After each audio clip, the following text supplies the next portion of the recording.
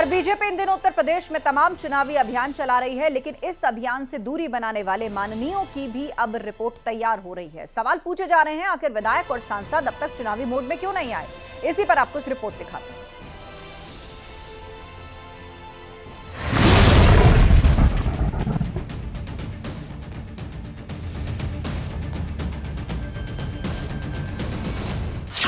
चौबीस के चुनावी चक्कर में अब टिकट पर टक्कर है।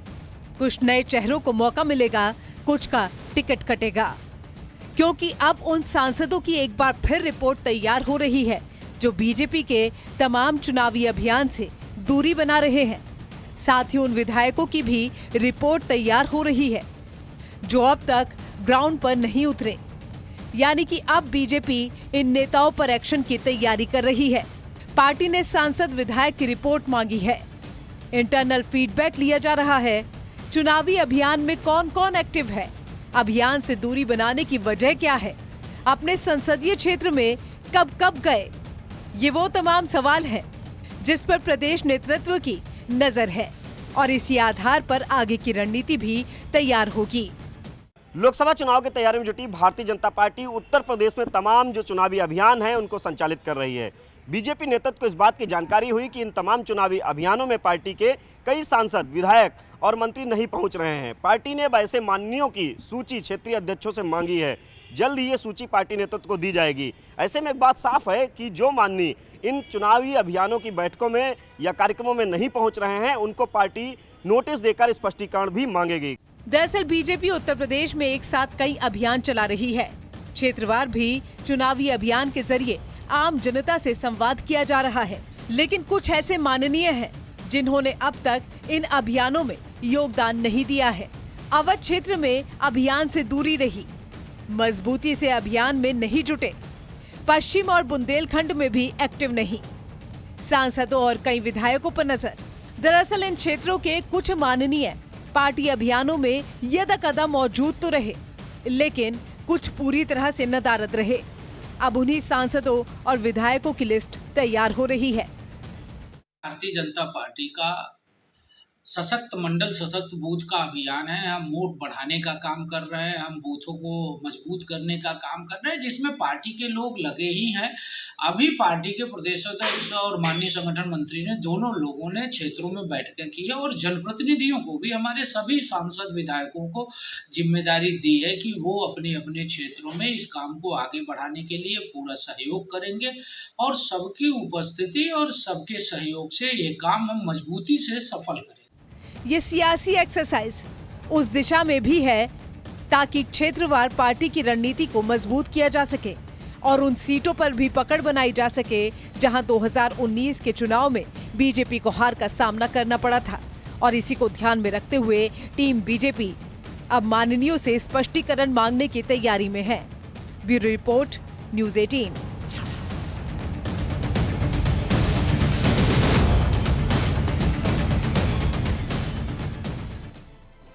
उत्तर प्रदेश की सभी 80 सीटों पर भगवा लहराने के लिए बीजेपी अब ग्राउंड जीरो पर काम कर रही है और उन 1,65,000 संगठनात्मक बूथ के साथ मंडलों पर भी नजर बनाए है जहां से क्लीन स्वीप के टारगेट को साधा जा सके। और इसके लिए पार्टी ने एक स्पेशल टीम तैयार की है जो इस अभियान को और रफ्तार देने वाले हैं। आपको इस रिपोर्ट के जरिए बीजेपी की पूरी रणनीति समझाते हैं।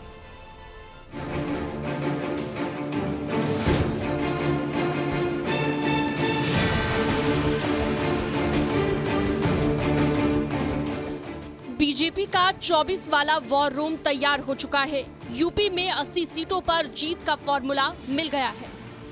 बैक टू बैक दिल्ली से यूपी तक मंथन और चुनावी चिंतन, जिसमें बूथ को और मजबूत करने पर फोकस किया गया है। यूपी में बीजेपी के 1,65,000 संगठनात्मक बूथ हैं, वहीं उत्तर प्रदेश में 1,430 के लगभग मंडल हैं। इतना ही नहीं, जिन बूथों पर 1200 से ज्यादा वोट हैं, वहां बीजेपी नए संगठनात्मक बूथों का गठन करने जा रही है। यानी कि बीजेपी अपने संगठनात्मक बूथों की संख्या बढ़ाने में लगी है। इसके लिए बीजेपी ने प्रदेश स्तर पर पदाधिकारियों की टीम तैनात की है और क्षेत्रीय टीम और जिले की टीम को सशक्त बूथ और सशक्त मंडल अभियान में लगाया गया है। यानी कि उत्तर प्रदेश में तमाम बड़े बड़े शहर इस अभियान को और धार देने के लिए जमीन पर उतर गए हैं। सीएम योगी से लेकर भूपेंद्र चौधरी तक अपने कार्यकर्ताओं को जीत का मंत्र दे रहे हैं और घर घर दस्तक देने के लिए कमर कस चुके हैं। मिशन 2024 की चुनावी तैयारी में जुटी भारतीय जनता पार्टी विशेष रणनीति पर काम कर रही है। दरअसल भारतीय जनता पार्टी बूथ जीतो चुनाव जीतो के अभियान में जुटी हुई है। बीजेपी ने इसके लिए बाकायदा बूथ सशक्तिकरण अभियान शुरू किया है। पूरे उत्तर प्रदेश में अभियान संचालित किया जा रहा है। इसके लिए प्रदेश स्तर पर कार्यकर्ताओं की बड़ी टीम तैनात की गई है। क्षेत्रीय स्तर और जिला स्तर पर कार्यकर्ताओं को जिम्मेदारी दी गई है बूथ सशक्तिकरण अभियान की। यही नहीं, सांसद और विधायक भी इस अभियान में जुटे हुए हैं। जिस बूथ मजबूत अभियान के तहत बीजेपी ने 2017 के विधानसभा चुनाव में डंका बजाया, 2019 के लोकसभा चुनाव में झंडा गाड़ा, उस बूथ मजबूत अभियान के तहत 24 के रण में भी बीजेपी दम दिखा रही है। इसके लिए कार्यकर्ताओं को बूथ की जिम्मेदारी दी गई है। मंडल के साथ साथ बूथ पर भी फोकस है। बूथ एजेंट समेत सदस्यों की टीम तैयार है। बीजेपी ने बाकायदा जिला क्षेत्र और प्रदेश स्तर पर सशक्त बूथ और सशक्त मंगल अभियान की एक स्पेशल टीम भी तैनात की है, जो इस अभियान की मॉनिटरिंग कर रही है। देखिए, भारतीय जनता पार्टी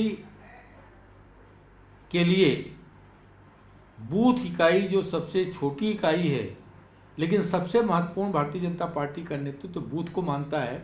सब सर्वाधिक फोकस बूथ पे होता है और भारतीय जनता पार्टी का बड़ा से बड़ा नेता किसी न किसी बूथ का, किसी न किसी सेक्टर का, किसी न किसी मंडल का प्रभारी इसीलिए बनाया जाता है कि वह अपने बूथ से जुड़ा रहे।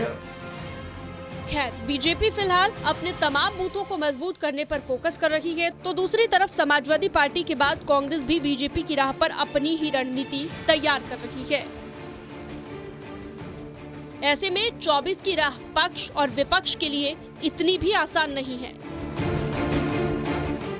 Bureau report, news 18।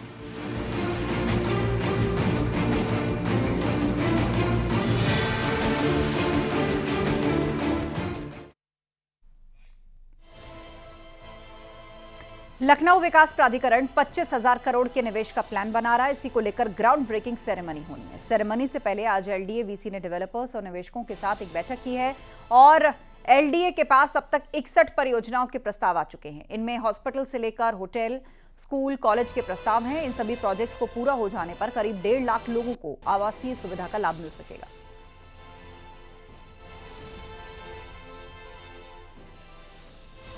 मंशा है माननीय मुख्यमंत्री जी की, उस पे काम करते हुए एलडीए लगातार आगे बढ़ रहा है। और अभी पिछले जो इन्वेस्टर समिट हुई थी उसमें करीब 25,000 करोड़ से ऊपर के हमारे प्रोजेक्ट्स जो थे उनके साथ हम लोगों ने एमओयू किया था और साथ ही साथ अब उनको ज़मीन धरातल पे उतारने के लिए हमारे पास करीब 12,000 करोड़ के 61 काम धरातल पे उतर चुके हैं, यानी काम प्रारंभ कर दिए गए हैं। अभी फ़िलहाल हम लोगों ने पिछले 2 हफ्ते से इसमें और काम करना शुरू किया है।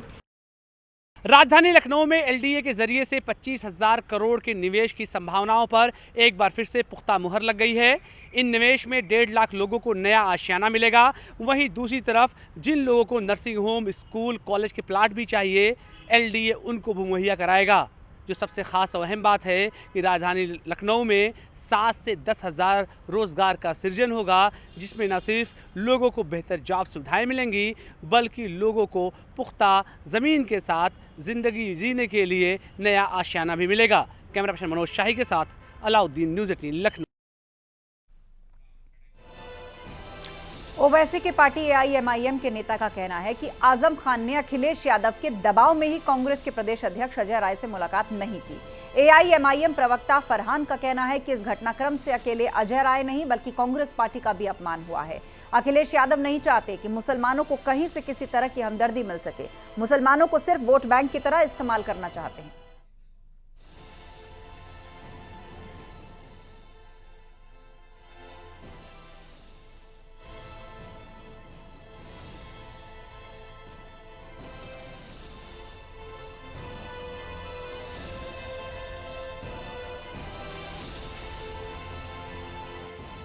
आज़म खान साहब मुझसे मिलना ही नहीं चाहते। ये तो आधा सच है। पूरा सच मैं आपको बताना चाहता हूँ। प्रदेश अध्यक्ष कांग्रेस पार्टी अजय राय जी, पूरा सच ये है कि आज़म खान साहब आपसे मिलना चाहते थे और आपसे मिलते भी वो, मगर समाजवादी पार्टी के मुखिया का मैसेज उन तक पहुंच चुका था। आपके पहुंचने से पहले